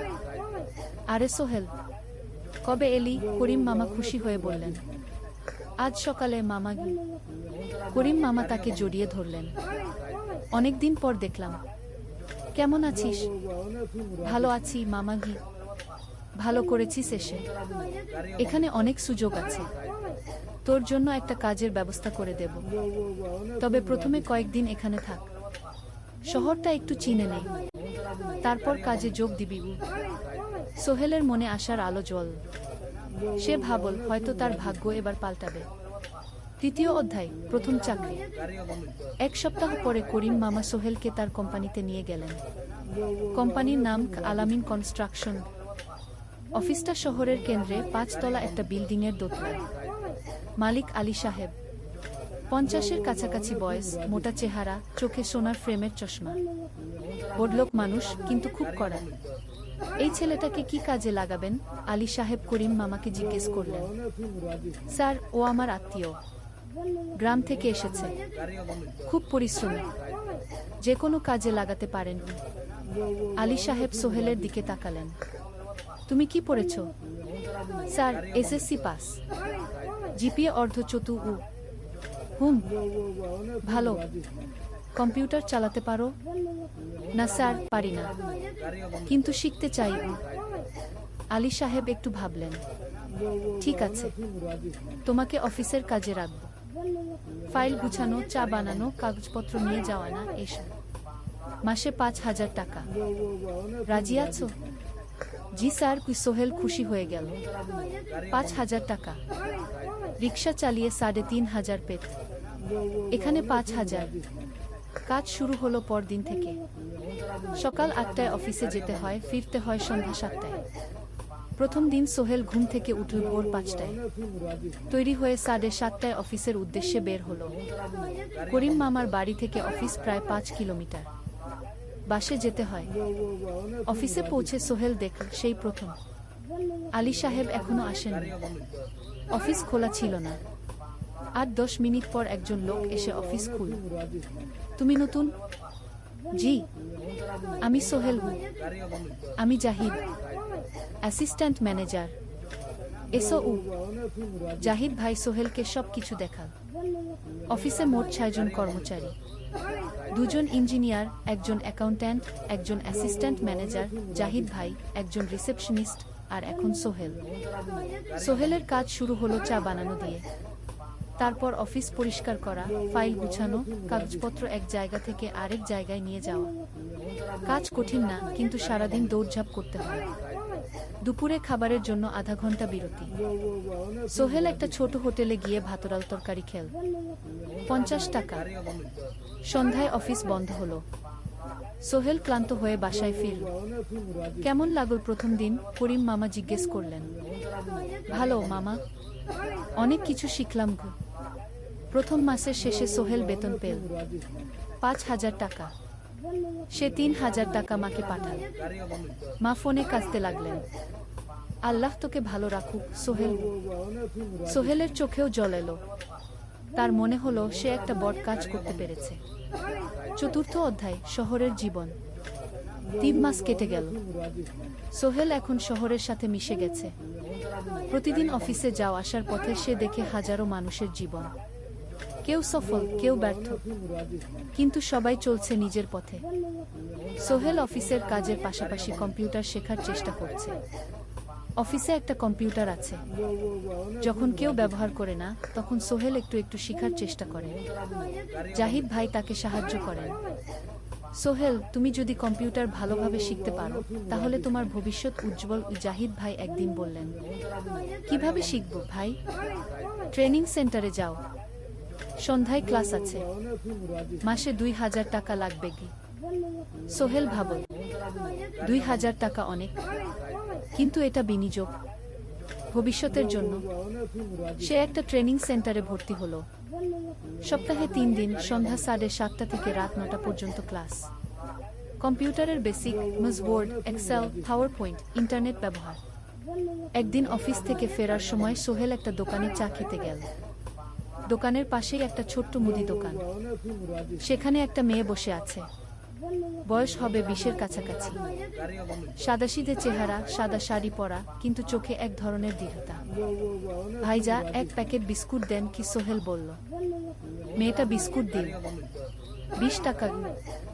সোহেল টাকা দিয়ে যাচ্ছিল, হঠাৎ মেয়েটা বলল, আপনি নতুন এসেছেন এই এলাকায়, তাই না?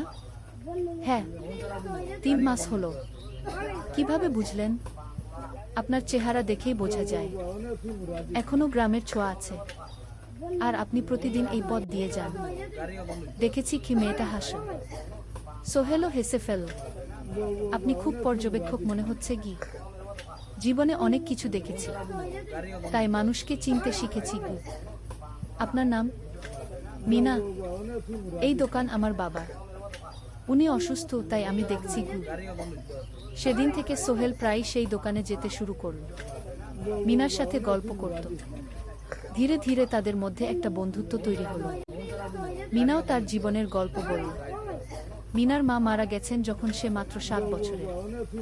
বাবা আব্দুল হামিদ একা হাতে মিনাকে বড় করেছেন। মুদি দোকান দিয়ে সংসার চালান। মিনা কলেজে পড়ে, অনার্স 2nd ইয়ার। সকালে কলেজে যায়, দুপুরে ফিরে এসে দোকান সামলায়।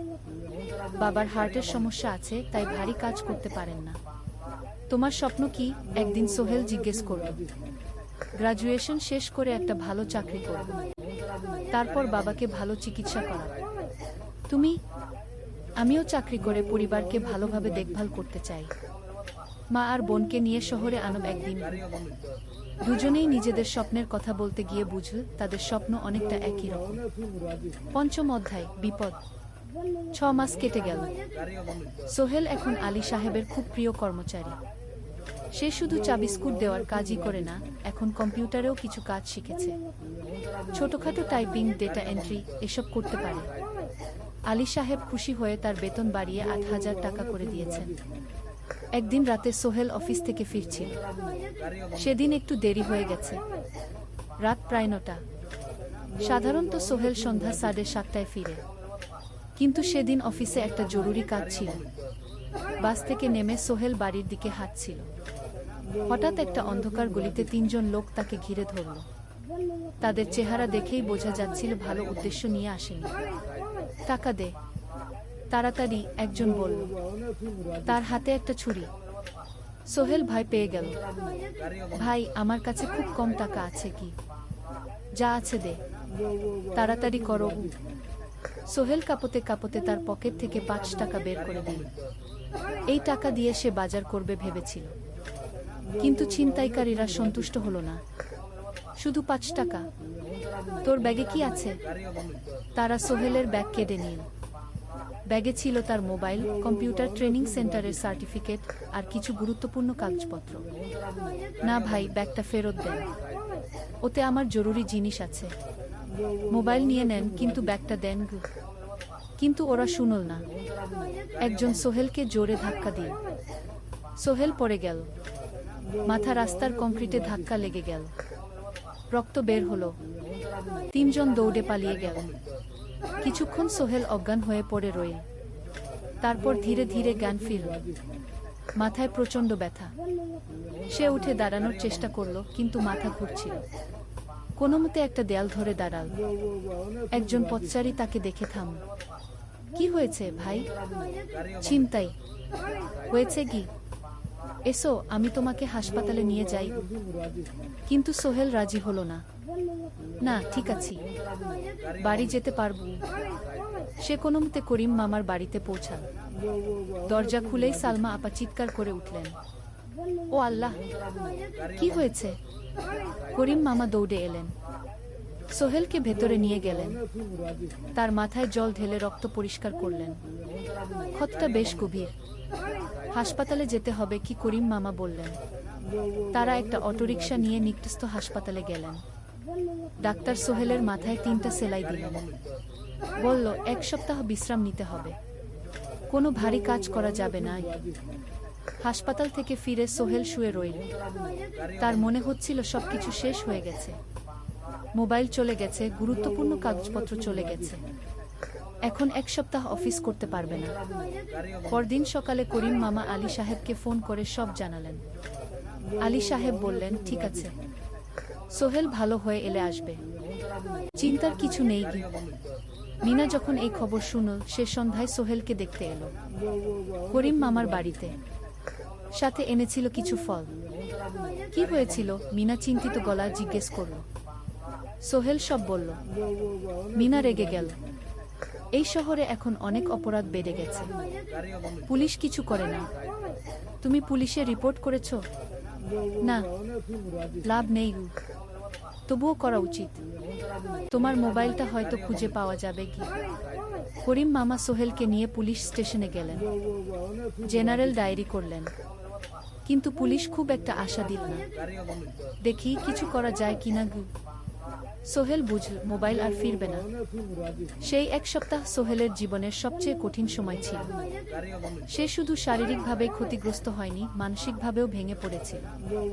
প্রতি রাতে দুঃস্বপ্ন দেখত। সেই 3 জন ছিনতাইকারীর মুখ ভুলতে পারছিল না। মিনা প্রায় প্রতিদিন আসত, তাকে সাহস দিত, তুমি হাল ছেড়ো না সোহেল, জীবনে এরকম খারাপ সময় আসে, কিন্তু এটা কাটিয়ে ওঠাই হলো আসল বীরত্ব। সোহেলের মা গ্রাম থেকে ফোন করতেন, করিম মামার মোবাইল থেকে। তুই ভালো আছিস তো? সোহেল মাকে সব সত্যি বলেনি, শুধু বলেছে, হ্যাঁ মা, ভালো আছে, একটু জ্বর হয়েছিল, এখন ভালো। 1 সপ্তাহ পর সোহেল আবার অফিসে গেল। আলী সাহেব তাকে দেখে খুশি হলেন। কেমন আছো? ভালো আছি স্যার। ঠিক আছে, তবে প্রথম কয়েকদিন হালকা কাজ করবে গু। সোহেল আবার কাজে মন দিল। কিন্তু একটা জিনিস তাকে খুব কষ্ট দিচ্ছিল, তার মোবাইল নেই। মায়ের সাথে কথা বলতে পারছে না নিয়মিত। করিম মামার মোবাইল চাইতে সংকোচ লাগে। একদিন জাহিদ ভাই তাকে ডাকলেন। সোহেল, আমার একটা পুরনো মোবাইল আছে, তুমি ব্যবহার করো? না ভাই, আমি নাও, আমার কাজে লাগছে না, তুমি রাখো গু। সোহেল কৃতজ্ঞতায় প্রায় কেঁদে ফেল। ধন্যবাদ ভাই। মোবাইল পেয়ে সোহেল প্রথমেই মাকে ফোন করল। মা খুব খুশি হলেন। এতদিন ফোন করিসনি কেন? মা, মোবাইলটা নষ্ট হয়ে গিয়েছিল, নতুন নিয়েছি। মায়ের গলায় স্বস্তি ফুটে উঠল। ষষ্ঠ অধ্যায়, নতুন সুযোগ। আরও 3 মাস কেটে গেল। সোহেল পুরোপুরি সুস্থ হয়ে গেছে। তার জীবন আবার স্বাভাবিক হয়ে এসেছে। সে এখন কম্পিউটার ট্রেনিং শেষ করেছে, সার্টিফিকেট পেয়েছে। কিন্তু একটা ঘটনা তার জীবনে বড় পরিবর্তন নিয়ে এলো। একদিন সকালে আলী সাহেব তাকে ডাকলেন। সোহেল, বসো। সোহেল বসো। মনে একটু ভয় লাগছিল। আলী সাহেব কি তাকে বকবেন? সোহেল, তুমি তো এখন কম্পিউটার চালাতে পারো? জি স্যার, একটু একটু শিখেছি। ভালো, আমি তোমার কাজ দেখছি, তুমি খুব পরিশ্রমী আর সৎ। আমাদের কোম্পানিতে এরকম মানুষের দরকার গু। সোহেল কিছু বুঝতে পারছিল না। আমি তোমাকে একটা সুযোগ দিতে চাই। আমাদের কোম্পানি একটা ট্রেনিং প্রোগ্রাম চালু করছে নতুন কর্মচারীদের জন্য। 6 মাসের কোর্স, কম্পিউটার, অ্যাকাউন্টিং, ভবন নির্মাণের হিসাব নিকাশ, প্রজেক্ট ম্যানেজমেন্ট সব শিখবে। কোম্পানি সব খরচ দেবে। ট্রেনিংয়ের সময় তোমার বেতনও চলবে। রাজি আছো? সোহেল বিশ্বাস করতে পারছিল না। স্যার, সত্যি আমাকে এত বড় সুযোগ দিচ্ছেন? হ্যাঁ, তুমি ভালো ছেলে, পরিশ্রমী। আমি তোমাকে এগিয়ে দিতে চাই। ভবিষ্যতে তুমি এই কোম্পানির একজন গুরুত্বপূর্ণ কর্মচারী হবে। সোহেল কৃতজ্ঞতায় প্রায় কেঁদে ফেল। ধন্যবাদ স্যার, আমি কঠোর পরিশ্রম করব। আমি জানি গু। সেদিন সন্ধ্যায় সোহেল মিনার দোকানে গেল। মিনাকে খবরটা দিল। মিনা খুব খুশি হলো। তার চোখে জল এসে গেল। তুমি পারবে সোহেল, আমি জানি গু। সোহেল তার মা আর বোনকেও ফোন করে খবরটা দিল। মা কাঁদতে লাগলেন। তোর বাবা বেঁচে থাকলে কত খুশি হতো। ট্রেনিং শুরু হলো পরের মাস থেকে। প্রতিদিন সকালে 3 ঘন্টা ক্লাস, তারপর বাকি সময় অফিসের কাজ। ক্লাসে 5 জন নতুন কর্মচারী, সবাই তরুণ, উৎসাহী। শিক্ষক ছিলেন একজন অভিজ্ঞ ইঞ্জিনিয়ার, নাম রহিম স্যার। তিনি খুব ভালোভাবে সব কিছু বোঝাতেন। কম্পিউটার, অ্যাকাউন্টিং, এক্সেলের জটিল ক্যালকুলেশন, প্রজেক্টের বাজেট তৈরি, সময় ব্যবস্থাপনা সব। সোহেল পুরো মনোযোগ দিয়ে শিখতে লাগল। সন্ধ্যায় বাড়ি ফিরে প্র্যাকটিস করত।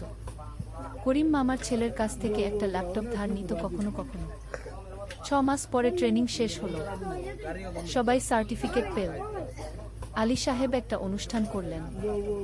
সোহেল সেরা পারফর্মার হিসেবে একটা বিশেষ পুরস্কার পেল, 5,000 টাকা বোনাস। আলী সাহেব ঘোষণা করলেন, সোহেল, আজ থেকে তুমি আমাদের জুনিয়র অ্যাকাউন্ট অ্যাসিস্ট্যান্ট। তোমার বেতন 15,000 টাকা। সোহেল অবাক হয়ে গেল। 8,000 থেকে 15,000, প্রায় দ্বিগুণ। সেদিন রাতে সোহেল ঘুমাতেই পারল না। খুশিতে, উত্তেজনায় তার চোখে ঘুম নেই। সে ভাবল তার জীবন কিভাবে বদলে যাচ্ছে। 2 বছর আগে যে রিক্সা চালাত, আজ সে একটা নামকরা কোম্পানির অ্যাকাউন্ট অ্যাসিস্ট্যান্ট। 7ম অধ্যায়, প্রেম ও প্রস্তাব। 1.5 বছর হয়ে গেল সোহেলের চট্টগ্রাম আসা। সে এখন একজন সফল যুবক। তার মা গ্রামে খুব খুশি। প্রতি মাসে সোহেল 10,000 টাকা পাঠায়। ছোট বোন ঋতু এখন কলেজে ভর্তি হয়েছে সোহেলের পাঠানো টাকায়।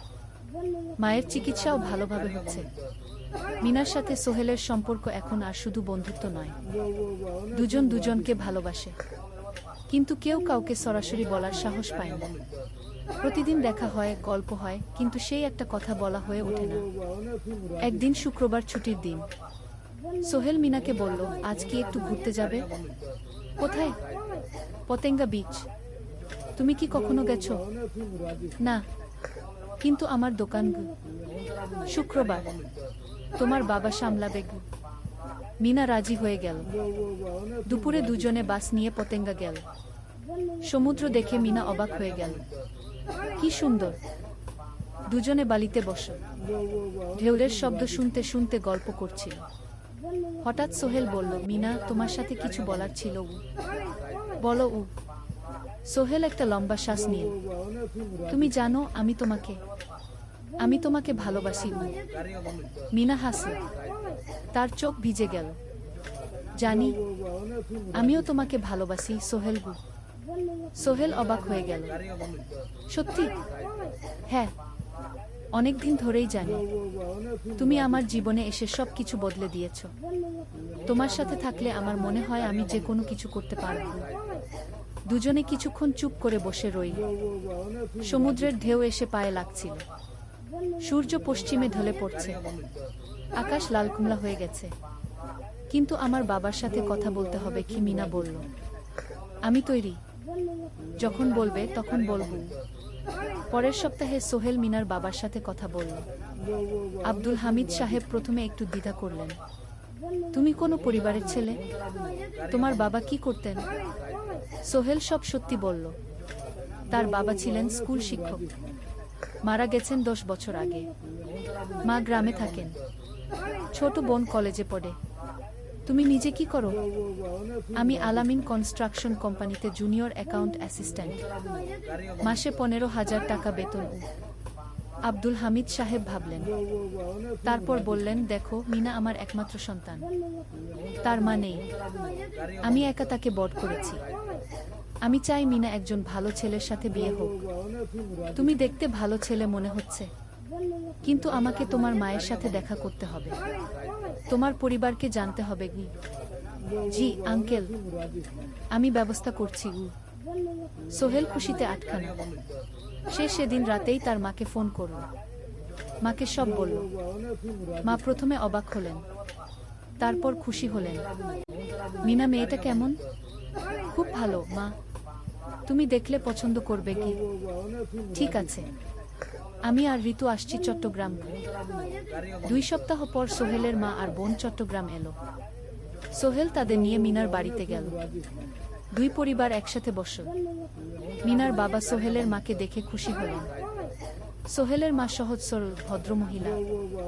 আপনার ছেলে খুব ভালো, মিনা তাকে পছন্দ করে। আমিও রাজি গো, আব্দুল হামিদ সাহেব বললেন। আমার সোহেল সৎ ছেলে, মিনাকে খুব ভালোবাসে। আমি জানি ও মিনাকে সুখে রাখবে। কি? সোহেলের মা বললেন। বিয়ের তারিখ ঠিক হলো 3 মাস পর। এই 3 মাসে সোহেল যথেষ্ট টাকা জমাবে। বিয়ে হবে সাদামাটা কিন্তু সুন্দর। 8ম অধ্যায়, নতুন পথ। 3 মাস কেটে গেল দ্রুত। সোহেল প্রতিদিন কঠোর পরিশ্রম করছিল। অফিসে তার কাজের প্রশংসা হচ্ছে। আলী সাহেব তাকে এখন ছোটখাটো প্রজেক্টের হিসাব দেখতে দিচ্ছেন। সোহেল তার সঞ্চিত টাকা দিয়ে বিয়ের আয়োজন করল। বিয়ে হলো মিনার বাড়ির কাছের একটা কমিউনিটি সেন্টারে। খুব বেশি লোক আসেনি। 2 পরিবারের আত্মীয় স্বজন আর অফিসের কয়েকজন সহকর্মী।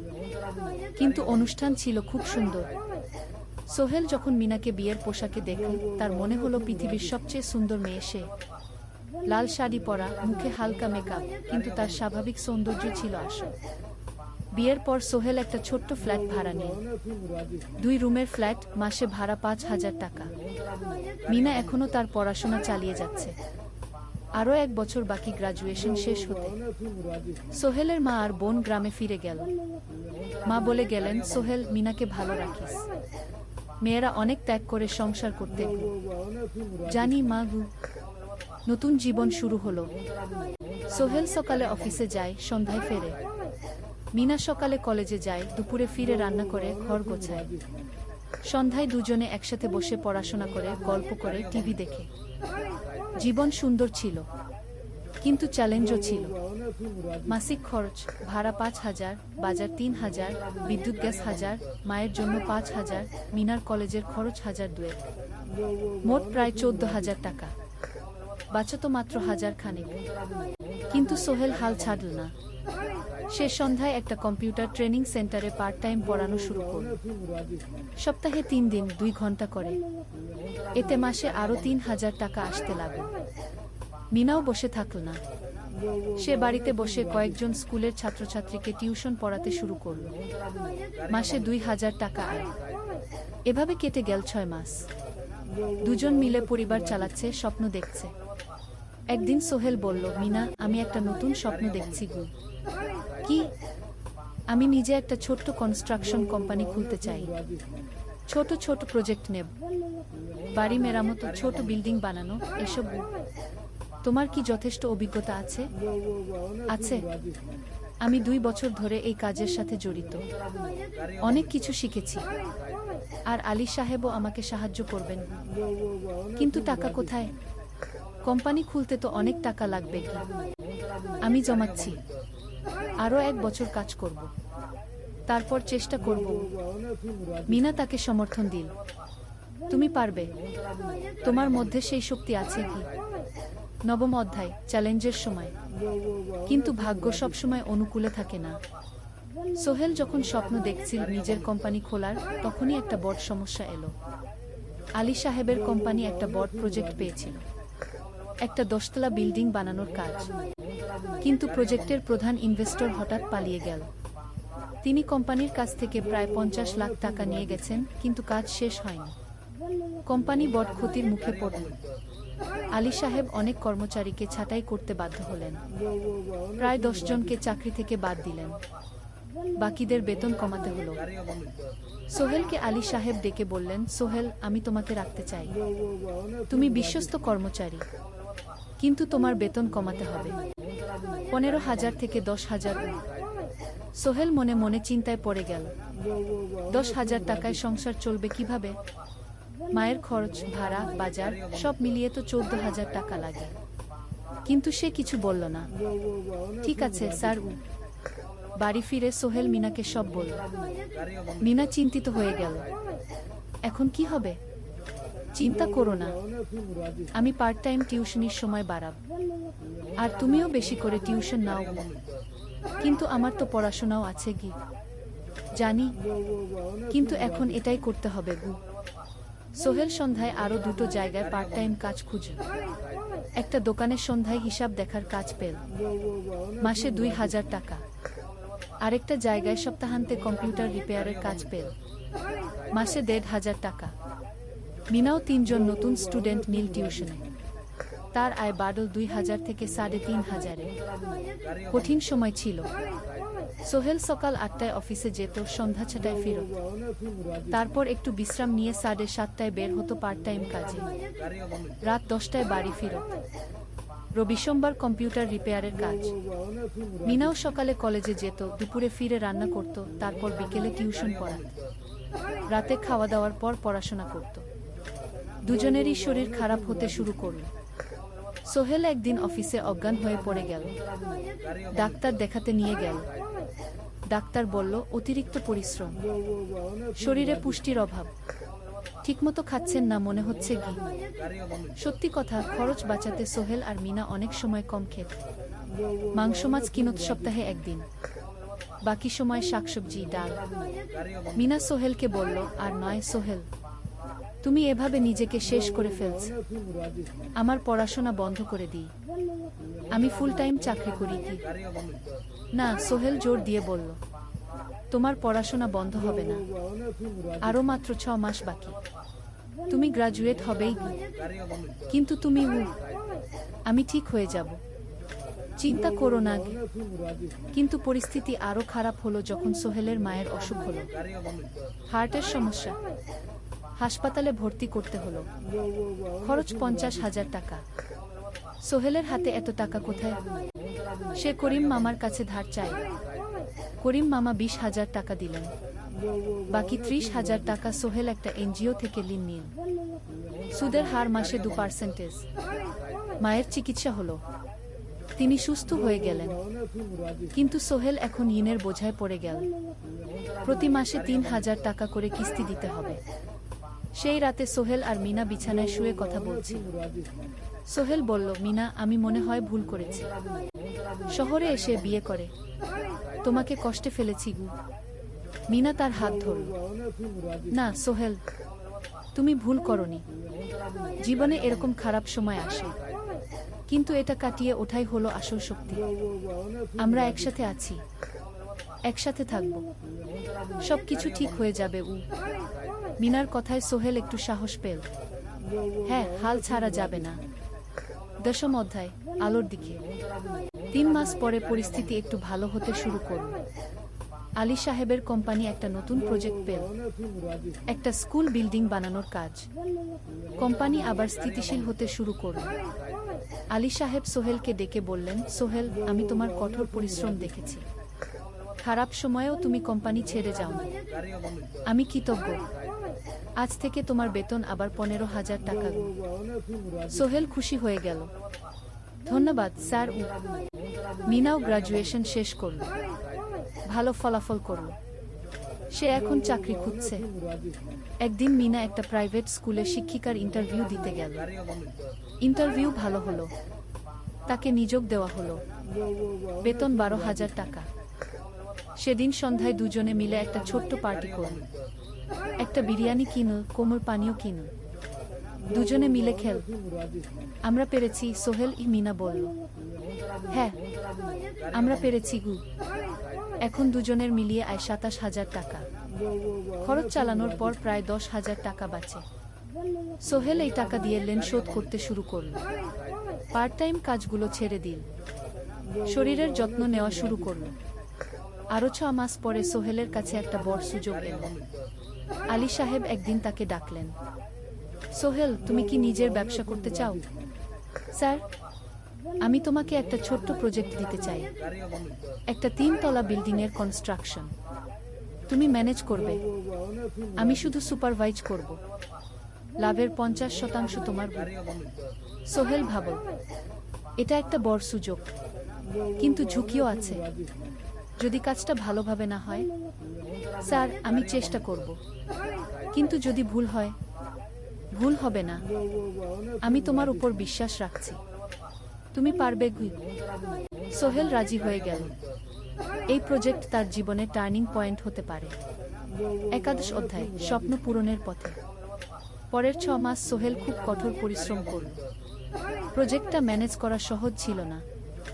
শ্রমিক নিয়োগ, ম্যাটেরিয়াল কেনা, কাজের তদারকি, সময়মতো কাজ শেষ করা, সব দায়িত্ব তার। প্রথম 2 মাস খুব চাপের মধ্যে গেল। একদিন একজন শ্রমিক কাজ করতে গিয়ে আহত হল। সোহেল তাকে হাসপাতালে নিয়ে গেল, তার চিকিৎসার খরচ দিল। এতে প্রজেক্টের বাজেট একটু বাড়ল, কিন্তু সোহেল জানত এটা করা দরকার। আরেকদিন ভুল ম্যাটেরিয়াল ডেলিভারি হলো। সোহেল সেগুলো ফেরত পাঠাল, সঠিক জিনিস আনাল। এতে 3 দিন দেরি হলো, কিন্তু কাজের মান ঠিক রইল। মিনা তাকে সবসময় সাপোর্ট করছিল। সে এখন চাকরিতে স্থিতিশীল। স্কুলের বাচ্চারা তাকে পছন্দ করে। প্রিন্সিপাল তার কাজে খুশি। প্রজেক্ট শেষ হলো 6 মাসে, সময়মতো, বাজেটের মধ্যে। বিল্ডিং এর মালিক খুব খুশি হলেন। তিনি আলী সাহেবকে ধন্যবাদ দিলেন। আলী সাহেব বললেন, ধন্যবাদ আমাকে না, এই ছেলেকে দিন। সোহেল পুরো প্রজেক্ট ম্যানেজ করেছে গু। প্রজেক্ট থেকে মোট লাভ হলো 3 লাখ টাকা। সোহেল পেল 1.5 লাখ টাকা। তার জীবনে এত টাকা এই প্রথম। সে করিম মামার ঋণ শোধ করল, এনজিওর বাকি ঋণ শোধ করল। তারপর তার মাকে 50,000 টাকা পাঠাল। মা দিয়ে গ্রামের বাড়িটা একটু মেরামত করাল। বোন ঋতুর জন্য একটা ল্যাপটপ কিনল। বাকি টাকা দিয়ে সোহেল একটা ব্যাংক অ্যাকাউন্টে জমা রাখল, ভবিষ্যতের জন্য। আলী সাহেব সোহেলকে আরো 2টো প্রজেক্ট দিলেন, এবার একটু বড়। সোহেল আত্মবিশ্বাসের সাথে সেগুলোও শেষ করল। 2 বছর পরে সোহেল সিদ্ধান্ত নিল, এবার নিজের কোম্পানি খোলার সময় এসেছে। 10 অধ্যায়, নতুন শুরু। সোহেল তার সব জমানো টাকা দিয়ে একটা ছোট্ট অফিস ভাড়া নিল। 2 রুমের অফিস, একটা রুমে কাজের জায়গা, আরেকটায় ছোট্ট মিটিং রুম। অফিসের সামনে একটা বোর্ড লাগাল, Sohel construction and development. Meena তাকে সাহায্য করছিল। সে অফিসের অ্যাকাউন্টস দেখত সন্ধ্যায় স্কুল থেকে ফিরে। দুজন মিলে একটা টিম। প্রথমে ছোট ছোট কাজ নিল, বাড়ি মেরামত, দোকান সংস্কার, ছোট বিল্ডিং কনস্ট্রাকশন। কাজের মান ভালো রাখার চেষ্টা করল, সময়মতো শেষ করল, দাম ন্যায্য রাখল। ধীরে ধীরে সোহেলের সুনাম ছড়িয়ে পড়ল, মানুষ তাকে বিশ্বাস করত, তার কাছে নতুন নতুন কাজ আসতে লাগল। প্রথম বছর খুব কষ্ট হলো, কখনো লাভ হতো, কখনো লস, কিন্তু সোহেল থেমে থাকল না। সে শিখতে লাগল ব্যবসা কিভাবে চালাতে হয়। দ্বিতীয় বছরে পরিস্থিতি ভালো হলো। সোহেল এখন 3 জন স্থায়ী কর্মচারী নিয়োগ দিল, একজন ইঞ্জিনিয়ার, একজন সুপারভাইজার, একজন অফিস সহায়ক। তৃতীয় বছরে একটা বড় প্রজেক্ট পেল, একটা স্কুল বিল্ডিং বানানোর কাজ, 5 তলা বিল্ডিং। সোহেল পুরো মনোযোগ দিয়ে কাজটা করল, শ্রমিকদের ভালো বেতন দিল, ভালো ম্যাটেরিয়াল ব্যবহার করল, সময়মতো কাজ শেষ করল। স্কুল কর্তৃপক্ষ খুব খুশি হলো, তারা সোহেলের কাজের প্রশংসা করল। এই প্রজেক্ট থেকে সোহেল প্রায় 5 লাখ টাকা লাভ করল। এই টাকা দিয়ে সে আরো ভালো একটা অফিস নিল, আরো কর্মচারী নিয়োগ দিল। এখন তার কোম্পানিতে 10 জন স্থায়ী কর্মচারী। প্রজেক্ট অনুযায়ী আরো শ্রমিক নিয়োগ দেওয়া হয়। 13 অধ্যায়, পরিবার। এদিকে সোহেল আর মিনার সংসারেও খুশির খবর এলো। মিনা গর্ভবতী, 9 মাস পর তাদের একটা মেয়ে হলো, নাম রাখো সারা। সারা যখন জন্মাল, সোহেলের মা আর বোন চট্টগ্রামে এলো। মা 1 মাস থেকে গেলেন, মিনাকে সাহায্য করলেন। সোহেল এখন একটা বড় ফ্ল্যাট ভাড়া নিয়েছে, 3 রুমের ফ্ল্যাট। একটা রুমে সোহেল, মিনা, একটাই সারা, আরেকটাই অতিথি রুম। মায়ের জন্য সোহেল সিদ্ধান্ত নিল তাকে চট্টগ্রামে নিয়ে আসবে। গ্রামে একা থাকা ঠিক না, কিন্তু মা রাজি হলেন না।